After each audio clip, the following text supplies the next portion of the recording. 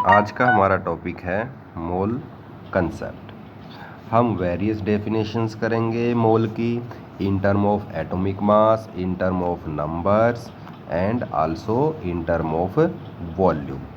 तो सबसे पहली जो डेफिनेशन है वो है in term of atomic mass. तो a mole is the amount of substance which has mass equal to gram atomic mass और ग्राम मॉलिक्यूलर मास। किसी भी सब्सटेंस का एक मोल उसके ग्राम एटॉमिक मास या फिर ग्राम मॉलिक्यूलर मास के बराबर होगा। जैसे 1 मोल ऑफ कार्बन, तो कार्बन आपका यहाँ पर एक एटम है, तो कार्बन का जो आपका ग्राम एटॉमिक मास है वो आपको पता है कितना है, 12 ग्राम। तो 12 ग्राम का क्या बनेगा, 1 मोल। उसी तरह से अगर मैं एक मॉलिक्यूल ले लूँ, जैसे अगर मैं वाटर ले रहा हूँ, तो अगर मैं 1 मोल ऑफ वाटर ले लूँ तो इसका मतलब मैं कितनी अमाउंट ले रहा हूँ, इसके ग्राम मॉलिक्यूलर मास के बराबर। और वो कितना होगा वाटर का ग्राम मॉलिक्यूलर मास, 18 ग्राम। तो एटॉमिक मास या आपका मॉलिक्यूलर मास वो होगा 1 मोल के बराबर। मान लीजिए आपको अमाउंट दे रखी है किसी भी सब्सटेंस की, मान लीजिए आपको वाटर ही दे रखा है, 36 ग्राम दे रखा है, और आपको क्या निकालने हैं इसमें, नंबर ऑफ मोल्स। तो आपको ये बात पता है कि जो वाटर का 1 मोल होता है वो कितने के बराबर होता है, 18 ग्राम के बराबर। तो 36 ग्राम में कितने मोल होंगे आपके, 2 मोल। Simple mathematical calculation.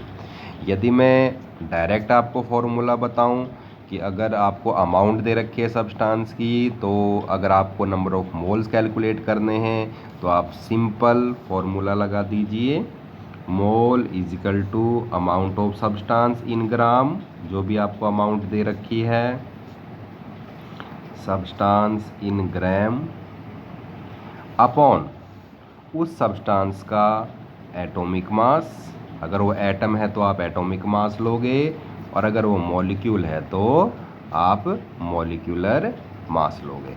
इस फॉर्मूले से आप किसी भी अमाउंट को किस में कन्वर्ट कर सकते हैं, उसके मोल में कन्वर्ट कर सकते हैं। जैसे मान लीजिए मेरे पास 49 ग्राम सल्फ्यूरिक एसिड है और मुझे इसको मोल में कन्वर्ट करना है। सल्फ्यूरिक एसिड का फार्मूला H2SO4 होता है, ठीक है। तो मोल में कन्वर्ट करने का भी बताया मैंने फॉर्मूला। कितनी अमाउंट दे रखी है सब्सटेंस की, 49 ग्राम, ओके। अपॉन H2SO4 मॉलिक्यूल है तो हम इसका मॉलिक्यूलर मास लेंगे, तो मॉलिक्यूलर मास कितना है, 98। तो कितना मोल आ जाएगा आपका, 1/2 मोल। तो 49 gram of H2SO4 is equal to half mole. Next definition है आपकी, a mole is the amount of substance which contains Avogadro number of atoms और मॉलिक्यूल्स। एक मोल वो अमाउंट है सब्सटेंस की जिसमें कितने नंबर प्रेजेंट हों, कितने नंबर ऑफ पार्टिकल्स प्रेजेंट हों, कितने नंबर ऑफ मॉलिक्यूल्स प्रेजेंट हों, एवोगैड्रो नंबर ऑफ एटम्स। और एवोगैड्रो नंबर आपको पता है 6.022 इंटू 10⁻23। एटम्स भी हो सकते हैं ये और मॉलिक्यूल भी हो सकते हैं। तो देखिए अगर आपके पास 1 मोल ऑफ कार्बन है, 1 मोल ऑफ कार्बन, तो इसका मतलब मेरे पास कितने एटम्स हैं कार्बन के, 6.022 इंटू 10⁻23 एटम्स हैं, ठीक है।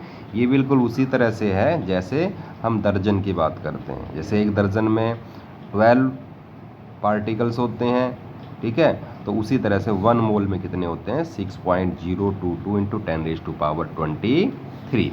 उसी तरह से अगर मैं 1 मोल ऑफ वाटर की बात करूं तो 1 मोल का मतलब ही यही है एवोगैड्रो नंबर ऑफ एटम्स। तो कितने मॉलिक्यूल होंगे इसमें, उसी तरह से 6.022 इंटू 10⁻23 मॉलिक्यूल्स ऑफ वाटर। अब अगर आपको डायरेक्ट कन्वर्ट करना हो मोल को नंबर ऑफ पार्टिकल्स में, तो आपका क्या फार्मूला है, देखिए, नंबर ऑफ पार्टिकल्स, ये एटम्स भी हो सकते हैं और आयंस भी हो सकते हैं, इन एन मोल। एन मोल कितना भी अमाउंट हो सकता है, 1 मोल, 2 मोल, 3 मोल, ठीक है, 1 mole of substance, an mole of substance. तो आपने क्या करना है, एन को सिंपली मल्टीप्लाई कर देना है किससे, 6.022 इंटू 10⁻23 से, ठीक है। मान लीजिए आपके पास 10 मोल ऑफ कार्बन एटम्स हैं, 10 मोल। तो टोटल नंबर ऑफ पार्टिकल्स कैसे कैलकुलेट करोगे, 10 को किससे मल्टीप्लाई कर दो, 6.022 इंटू 10⁻23 से। तो ये आ जाएगा 6.022 इंटू 10⁻24 पार्टिकल्स। इससे नेक्स्ट जो थर्ड डेफिनेशन आपकी वो है इन टर्म ऑफ वॉल्यूम। तो अगर हम गैसेस की बात करें, गैसेस में जो 1 मोल है वो डिफाइन किया जाता है as the amount of gas which has a volume of 22.4 litre at STP। STP का मतलब है standard temperature pressure. Standard temperature pressure में जो टेम्परेचर लिया जाता है वो लिया जाता है 273 केल्विन, और जो प्रेशर लिया जाता है वो लिया जाता है 1 एटमॉस्फेयर। ओके, तो इन कंडीशंस में अगर किसी गैस का वॉल्यूम कितना है 22.4 लीटर, तो हम कहेंगे उसमें जो अमाउंट ऑफ गैस है वो किसके बराबर होगी, इट इज़ 1 मोल। ओके, जैसे अगर मैं हाइड्रोजन गैस की बात करूं, अगर मैं ये कंडीशन लूँ STP स्टैंडर्ड टेम्परेचर प्रेशर, और वॉल्यूम कितना लूँ इसका मैं 22.4 लीटर, तो इस अमाउंट में जो नंबर ऑफ पार्टिकल्स होंगे वो होंगे 6.022 इंटू 10⁻23, और अगर मैं इसका मास कैलकुलेट करूँगा तो वो कितना होगा आपका 2 ग्राम, क्योंकि H2 का जो मॉलिक्यूलर मास है वो कितना है 2 ग्राम के बराबर, और 2 ग्राम कितने के बराबर है 1 मोल फॉर हाइड्रोजन गैस। नेक्स्ट, अगर आपको किसी एक एटम का मास निकालना हो तो उसका फॉर्मूला मैं आपको बता रहा हूँ। Mass of 1 atom is equal to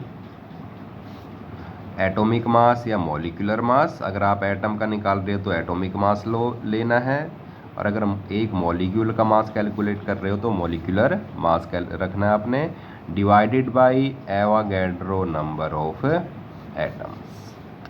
मान लीजिए कार्बन के एक एटम का आपने मास कैलकुलेट करना है, तो कैसे कैलकुलेट होगा वो, एटॉमिक मास कार्बन का 12/6.022 इंटू 10⁻23। इसको आप सॉल्व कर लें, ठीक है। सॉल्व करने के बाद वो क्या आ जाएगा आपका, मास ऑफ 1 एटम ऑफ कार्बन।